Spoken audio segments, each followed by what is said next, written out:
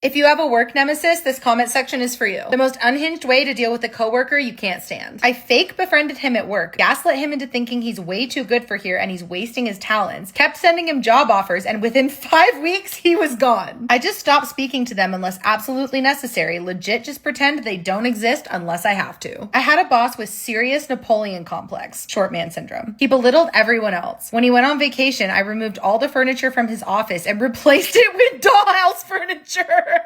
I tell them made up stories because I know they'll tell everyone. Then when someone asks me about it, I tell them I have no idea what they're talking about and show them evidence proving it's not true. Chestnut checkers, baby. Be professional to an extreme and completely impersonal degree. No pleasantries, no small talk, not an ounce more than what is required. You're not good enough at your job to have an ego that big. Worked like a treat.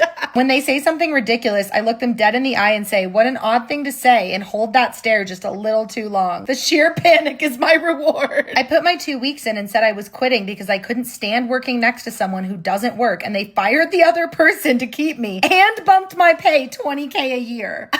I found out my supervisor was insecure about her thinning hair, so once a week I would ask her if she had done something different to her hair, but have a confused look on my face. I once responded, oh, you're really confident with saying that out loud. She quit like a week later.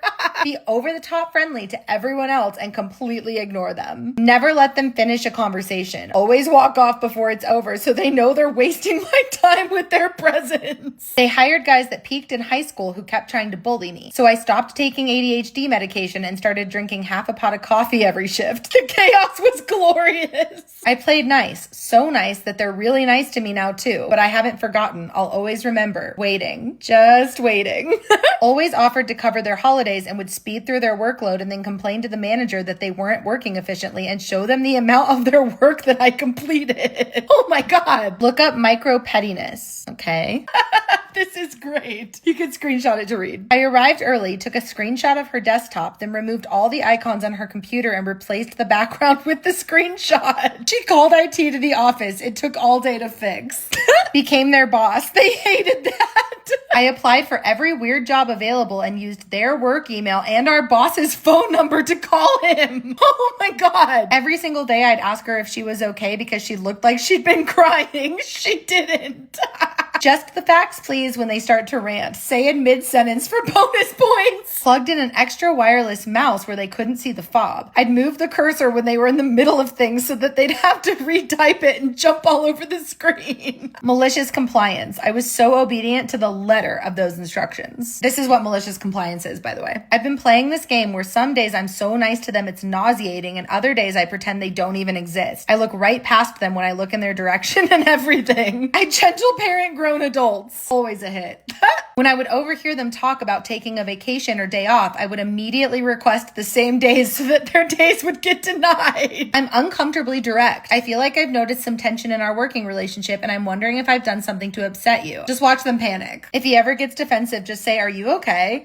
I asked her often when she was retiring. Silent treatment totally works, especially if the other person is talkative. It'll drive them nuts. Only talking about work-related stuff, no jokes, no personal convos, only work-related things. I made my manager cry during my performance review. I ended up telling him that I felt he would be happier in a different position outside of our organization. One lady stomped through the office when she's mad. I said, fee fi fo fum, here she comes. When she came to me, I told her no one cares about the tantrum you're having. She quit. Found out she hated the smell of eucalyptus. Got the eucalyptus set from Bath & Body Works and went to town. I'm talking using the body wash and lotion every day and the room spray every 20 to 30 minutes. I stopped masking my autism randomly when we worked together, just with her, nobody else. Learned how to cry on command, so next time he said something outrageously rude, I turned on the tears, made him panic and feel super guilty for like a week. Ignored every microaggression and acted friendly enough to record multiple times and send to HR. They were fired during my vacation. Well played. Intentionally misspell their name. Gets them every time. 1. I keep stealing the staples out of her stapler. 2. Stole the page measure thing from her punch hole. 3. Put her last on the list of names in the emails. 4, never answer her phone. 5, got a better job. Okay, Jim from The Office. Is this something you plan to do for the rest of your career, but in a concerning way that makes them actually question themselves? My coworkers annoyed me, so I taught myself some Russian so I could get annoyed in Russian. I sounded scary, intimidating, and they couldn't figure out what I was saying. I will do anything petty.